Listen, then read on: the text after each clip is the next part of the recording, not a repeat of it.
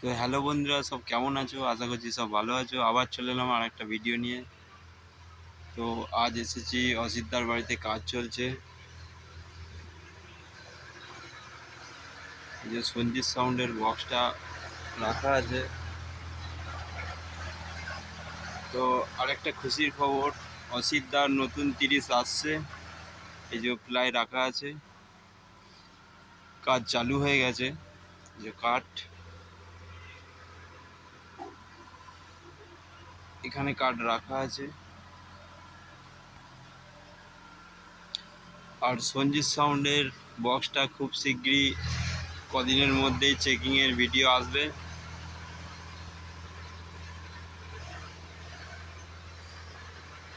তো ভিডিও দিয়ে দেবো, তোমরা দেখতে পাবে।